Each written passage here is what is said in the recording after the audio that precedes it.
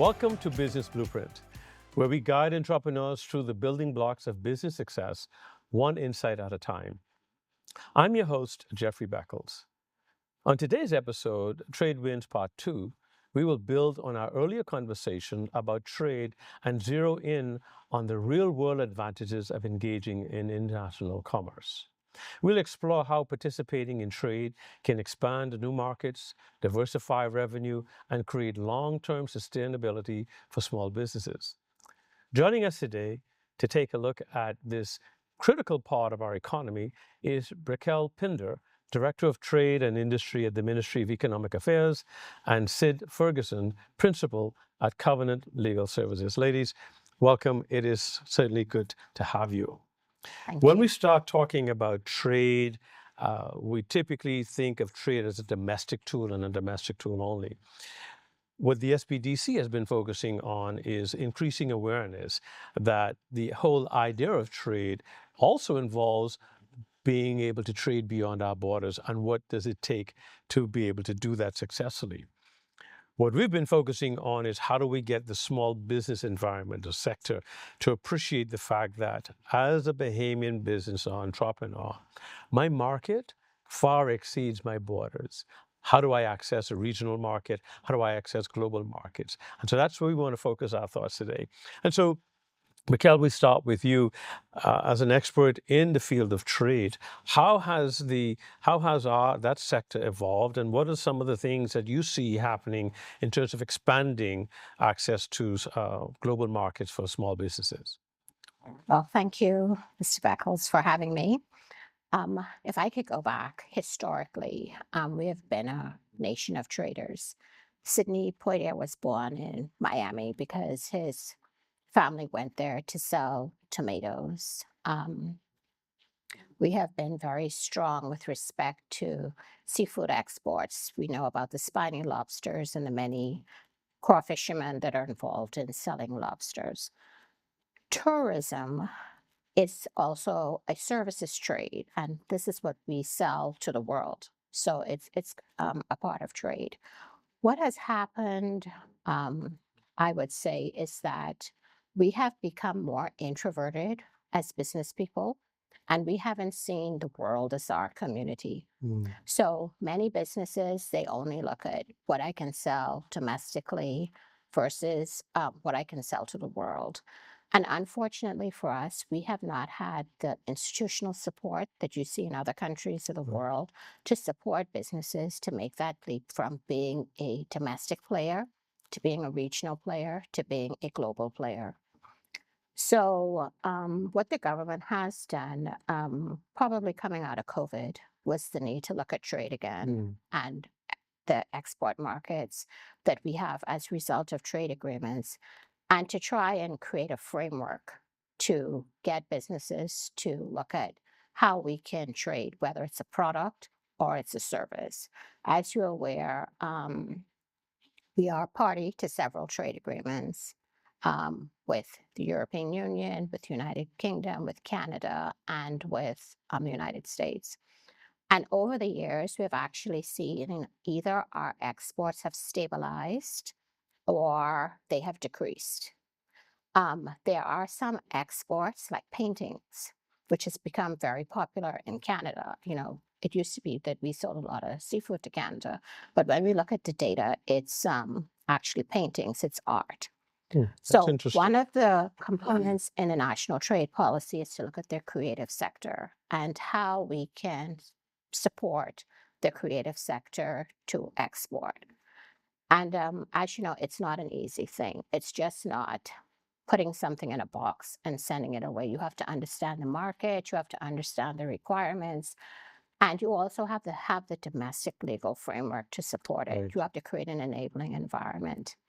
And one of the early issues that was recognized is the issue of intellectual property. So we worked behind the scenes with the Law Reform Commission, the Office of the Attorney General, the Registrar, to update our intellectual property legislation. Good.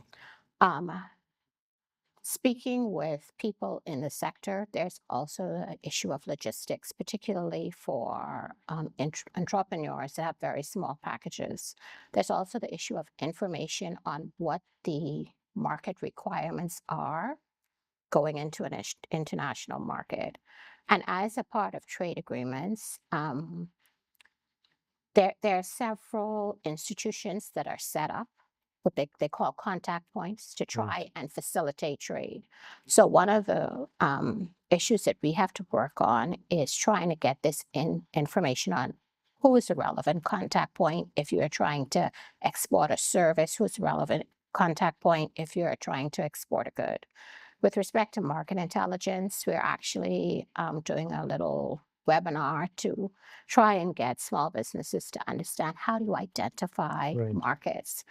Because we're not the only people trying to export. There are a lot of small exporters all over the world. So many toolkits have been developed to help small entrepreneurs trade. And it's those type of services that we're trying to bring. So a lot of work has gone into creating the environment for education and awareness to allow this. You said something very interesting, that art export was an increasing export for the Bahamas. Now, as you know, we have an incredible number of artists, but the average Bahamian would have never thought that art would have been something that we would have grown our export capacity in, which means then that also represents an untapped area for export. We're going to take a break. And when we come back, we're going to talk about market readiness, what's required from an entrepreneurial standpoint. And we'll talk to Cyd a little bit about that. And we'll pick that up on the other side of our break. We'll take a break and we'll come right back as we continue this conversation about entrepreneurs in the Bahamas and gaining access to regional and global markets. Stay with us.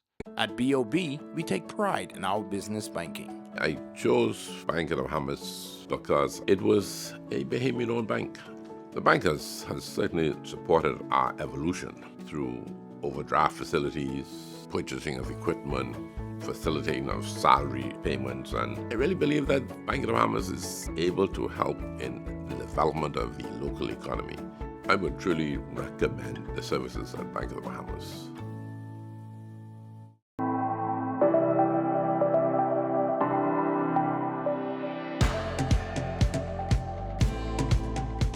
Welcome back to the SBDC's Business Blueprint. We're here with Brickell Pinder and Cyd Ferguson, and we're discussing opportunities and the impact of global trade for small businesses here in the Bahamas.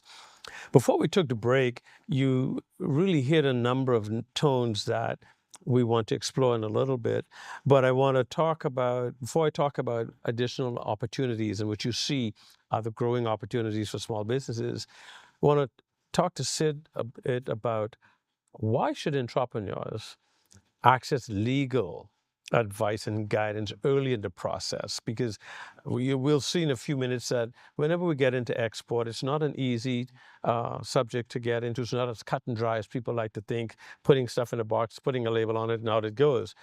But why is it so necessary for entrepreneurs to engage legal services early in the process? Thank you, Beckles.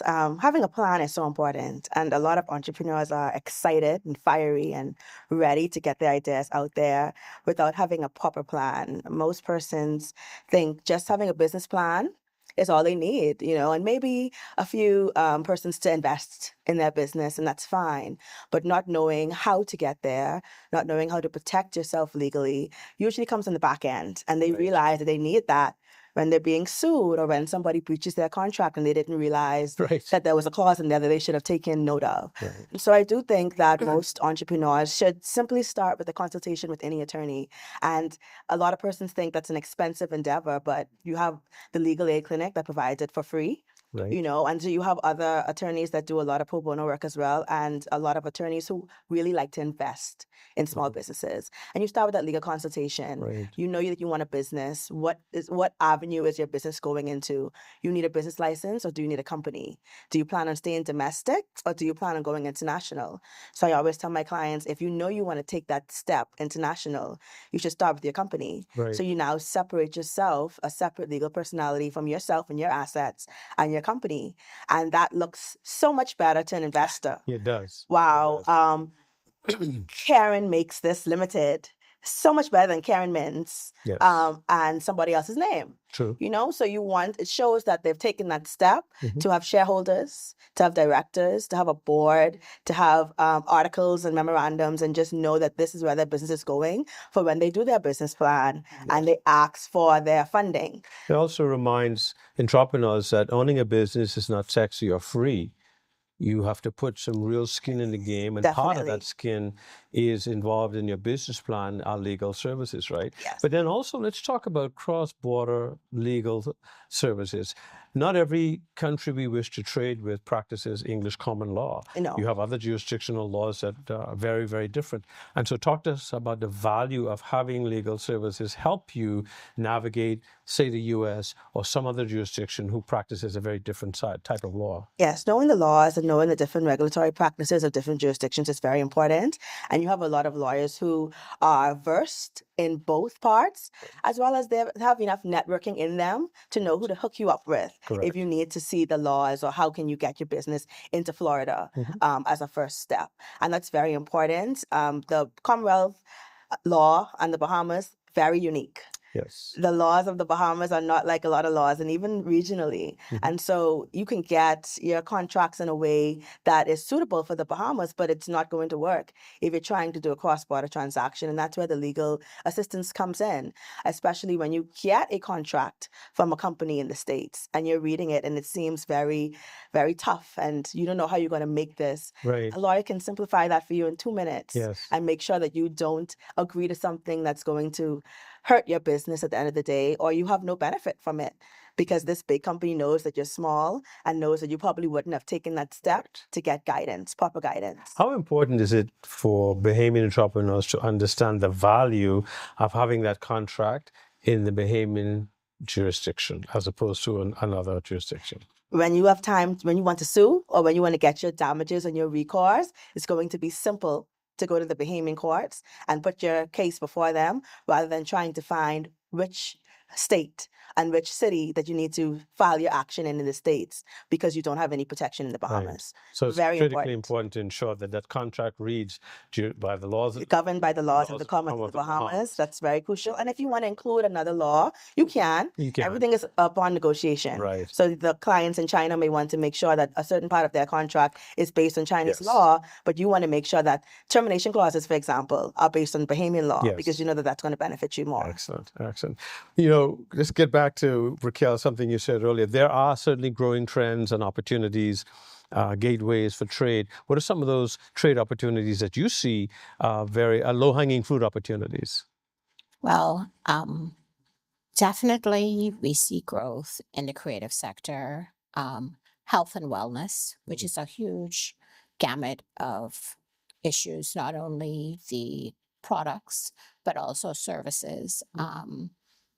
Particularly, in the United Kingdom, Europe, parts of the United States, that demographic, their eating habits have changed. So they're looking for vegetarian, plant-based menus, plant-based preparation, and they're also interested in spices. So some people have actually set up YouTube channels or means of communicating with people who want to eat healthy, eat plant-based, but not eat the same thing. So Right. actually putting that as a service on YouTube or creating a cookbook or whatever is actually international. So the fact that health and wellness is a huge opportunity, you said something that's important for us to remember.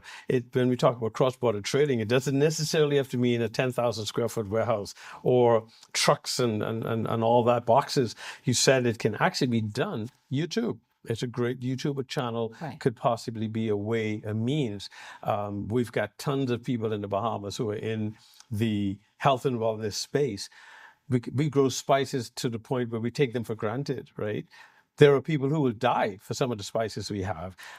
So again, low-hanging fruit of opportunities that can easily be put together, and you could become an exporter just on the information you have.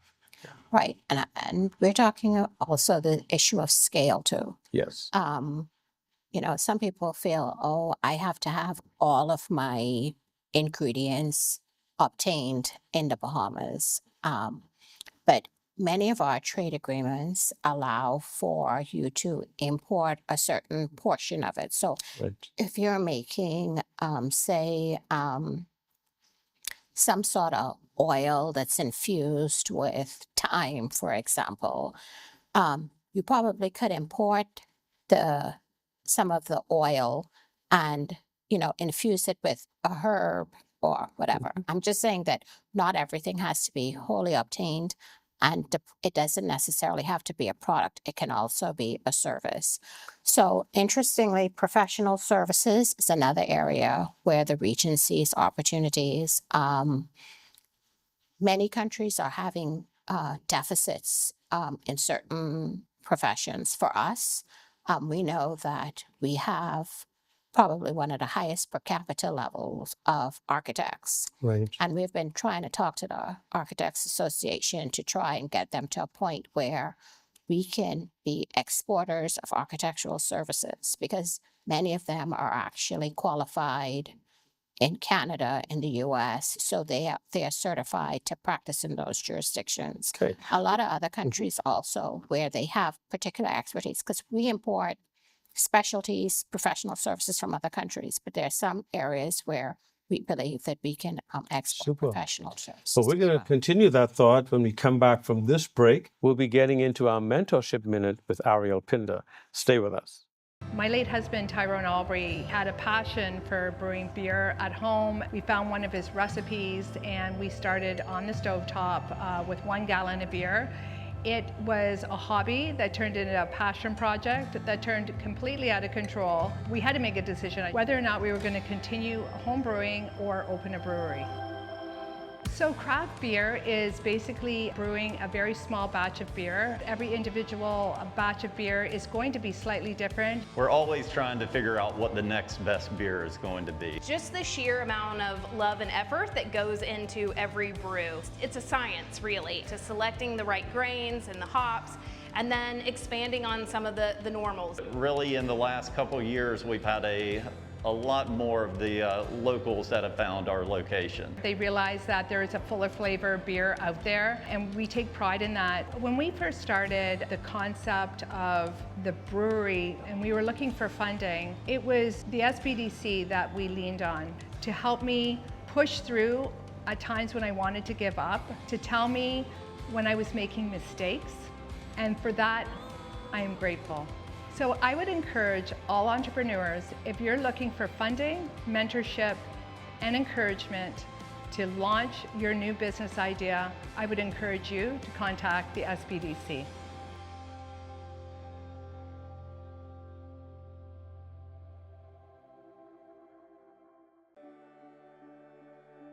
We have to be mindful that as much as we want touristic development, what impacts the fisheries? Over-coastal development, destruction of mangroves, overzealousness of the industry. We have a new movement called do-it-yourself fishing. That is anglers who come to the Bahamas, they don't engage in hiring a guide.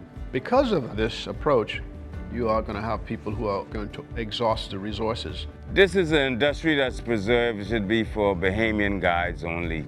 We have the DIYs coming in here, and they're destroying our flats. We try not to overfish certain areas, so we'll fish a certain area and we'll back off for a while because we don't want the fish to feel too much pressure. It's not just using the buzzwords of the environment and the ecology. The tourists can be educated that the more you support local ownership, people are doing it obviously the right way, the more the economic circulation in the communities. I think the most critical thing is accountability, and that accountability by way of legislation, both the Act and regulations to govern fly fishing in the Commonwealth of the Bahamas. I look at conservation efforts and the regulation that I've seen to protect the industry that's in the developed world. All of those jurisdictions have implemented strong regulation to protect their fisheries. We are way behind, but we do have a movement and a consciousness. We know where we need to be. Those are our resources, and we have to make an exerted effort to protect it because that's the only gift that we have been given. And if we don't protect that, then we lose everything. Building the lodge, I understood clearly the mission to continue what my father started.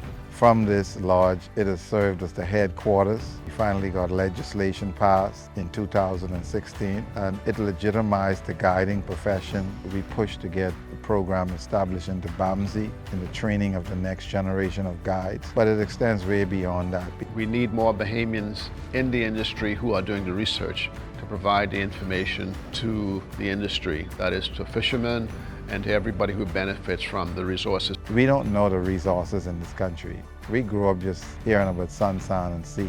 It is going to be through education and awareness, whether it's within our schools, whether it's in our communities, to conserve the environment, that is going to sustain the fly fishing industry. Well, the future of fly fishing in the company, I think fly fishing is a very, very unique spot. I think it's going to get better because the guides are now being all certified. They're all getting proper knowledge of handling and how to run the whole system. If you're a youngster and you want to get into this, it's a job like any other job. You got to live it. You got to love it. Young entrepreneurs coming in, you want that kind of interest. You want that kind of drive and desire. You want to carry that. You want to become the product.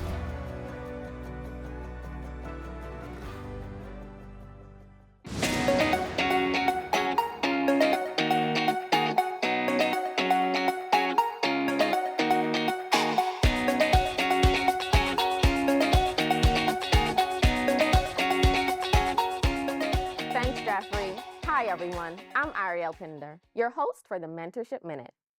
Can you hear that? That's the clock ticking. Today's tip will help you manage your time as an entrepreneur.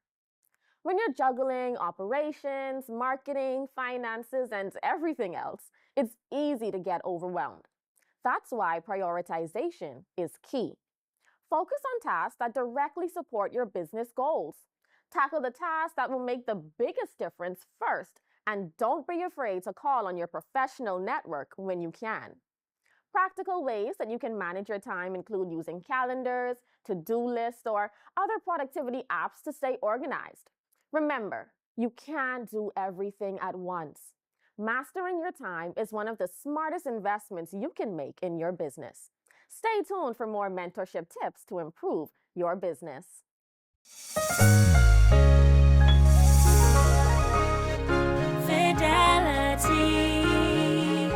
We're good for you. We know how important collecting your money can be to the success of your business.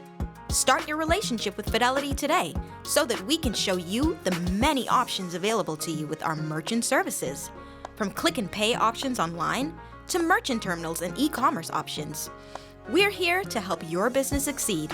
For more details, speak to one of our business development officers at 356-7764 in Nassau or 352-6676 in Freeport. Visit our website at fidelitygroup.com or visit any of our branches. Fidelity, we're good for you.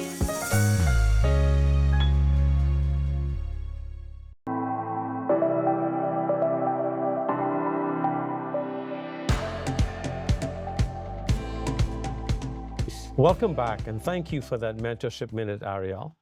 Let's jump right back into our conversation. Before we took the break, we were talking about opportunities.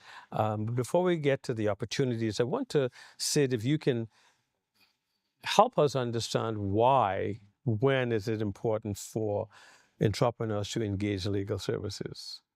From the very beginning. From the very beginning. You know, we have mentors. And so you ask your business mentor, how can I start my business? And then you have your banking friends. Hey, how can I open my bank account?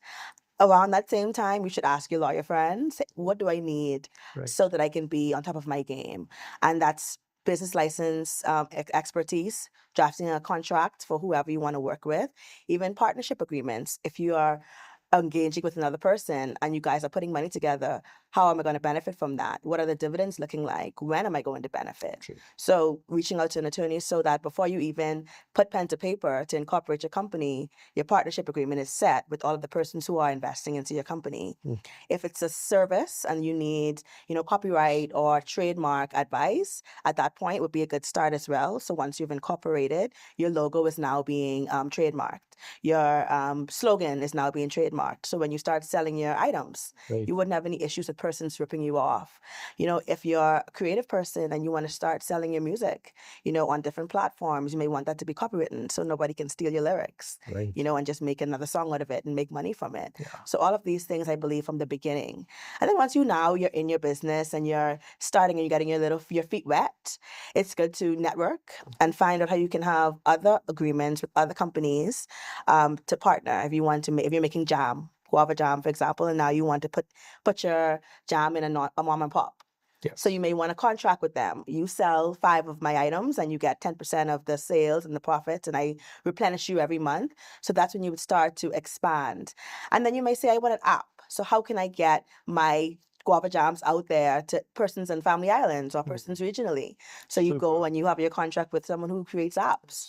Can you make me an app? You know, my bank account is now open, so you can pay online. You know, there are different ways. You have Canoe and other things where you can insert in your website, and you know, you do all of those things. So that you need legal advice to figure out what's best so that I can get my business out there. And then it becomes easier to have a legal health checkup as you go along. Definitely. And now you understand why I asked a question about readiness, because as the SBDC continues to promote, continues to onboard new entrepreneurs and find funding for them, readiness, a state of readiness is critical to what you're going to say next, because at the end of the day, we could do all of this promotion and education and find funding, but if entrepreneurs are not properly ready for the local and foreign markets, then there's a problem. So as we wrap up our time together, talk to us a little bit about what are some of those other areas of opportunities that you see that we can expand our trade capacity. Actually, that was such an interesting presentation.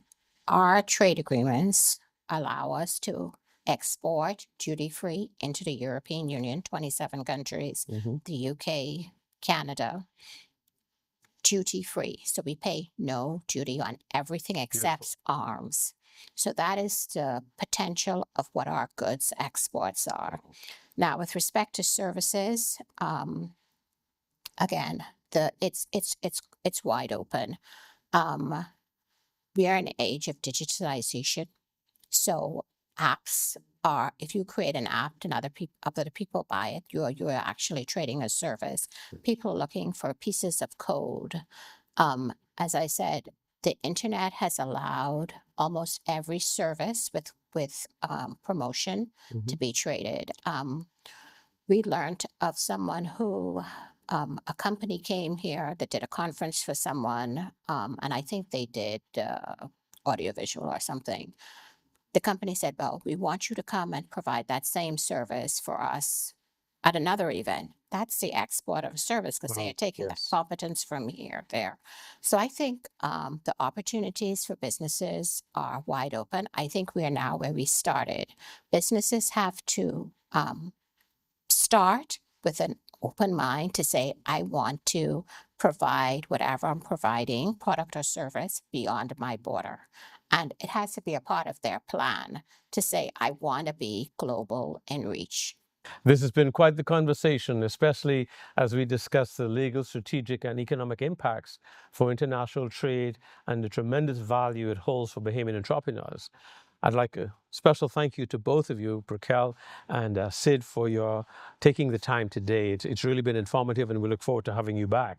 So we thank you for joining us today on the SBDC's Business Blueprint. Until next time, turn today's insights into tomorrow's success. We'll see you soon.